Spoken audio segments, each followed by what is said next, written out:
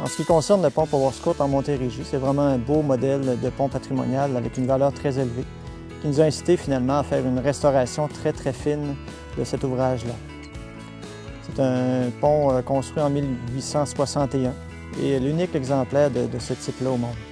Alors, beaucoup d'observateurs dans le monde entier suivent nos réparations et c'est vraiment un travail remarquable qui a été fait à Powerscourt. Les étapes des travaux, en premier lieu, il fallait faire un accès pour pouvoir défaire la structure et la reconstruire. Ce qui fait qu'on a aménagé un pont temporaire juste à côté. Et à partir du pont temporaire, on a pu commencer à démolir progressivement la toiture qui va être complètement remplacée. Le comité patrimonial a préconisé qu'on refasse la toiture en bardeaux de cèdre, comme à l'origine, plutôt que de refaire comme il était avant, une toiture de tôle.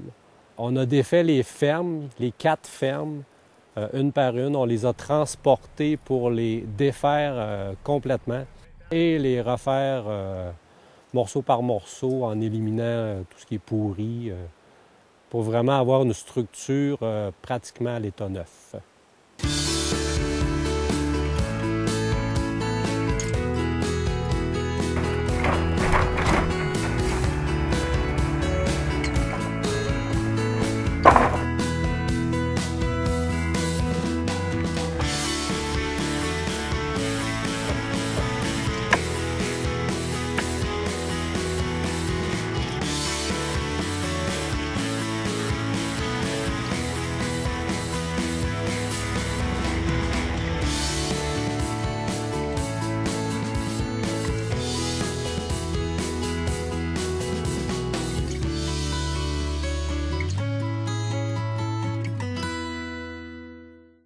Essayer de redonner le cachet patrimonial, il fallait entre autres refaire le côté des culées et de la pile centrale. Il fallait réparer tous les joints. Là, il fallait vraiment y aller avec un mortier. Au niveau des couleurs, choisir les teintes qui se rapprochaient le plus possible du matériau qui était déjà là, mais qui avait quand même vieilli depuis presque près de 150 ans. Les pierres ont été choisies aussi. Ils viennent de trois endroits différents. Il fallait choisir quand même des pierres de couleur qui s'apparentent avec ce qui est déjà en place. C'était quand même un beau défi à relever. Puis aussi au niveau des couleurs du pont, le blanc et le rouge, qu'il fallait se rapprocher le plus possible de l'origine. Une particularité aussi que j'ai pas dit tantôt, c'est la cambrure du pont, qui a été vraiment là, au niveau technique. C'était pas évident parce qu'on ne savait pas à l'origine quelle cambrure avait le pont. La cambrure, en fait, c'est l'arc que fait le pont si on regarde le bas de la structure. Et il fallait lui donner une cambrure parce qu'une fois chargée, cette cambrure-là diminue. Et c'est ça qui fait que le pont peut durer, on espère, un autre 100 ans, on ne sait pas. Ce qui est particulier aussi au niveau de la réfection de ce pont-là, c'est qu'on a ajouté des nouveaux éléments qui se trouvent à être les immenses pièces de bois qu'on voit. On appelle ça des corbeaux. Il y en a sur chaque culée et sur la pile centrale. Ça nous permet de dégager le pont, de le rehausser et de l'éloigner un peu des éléments de fondation.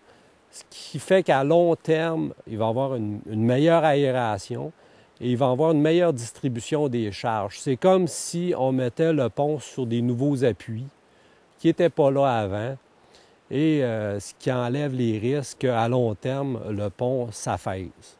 La configuration de la circulation, une fois que le pont va être livré, ça va être une voie en alternance. C'est-à-dire qu'il va y avoir un arrêt obligatoire de chaque côté du pont.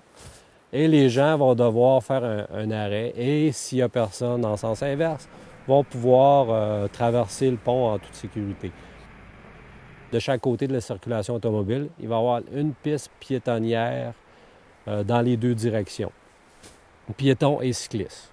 En tant que chargé de projet pour le compte du ministère des Transports, je me considère quand même choyé d'avoir eu à m'occuper de ce dossier-là. Travailler le bois, c'est quelque chose de vraiment là, particulier.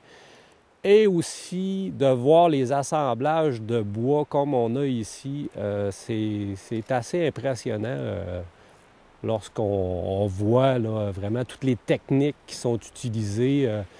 Puis je dirais aussi les gens qui travaillent ici, c'est des experts quand même dans ce matériau-là. Et la firme, une firme entre autres qui a été engagée, une firme de charpentiers, j'avais jamais rien vu comme ça, là, en fait, de travail professionnel. Je dirais que c'est bien. C'est bien. Ça va être une belle expérience à mettre dans mon curriculum vitae. Je vais en être fier pendant longtemps.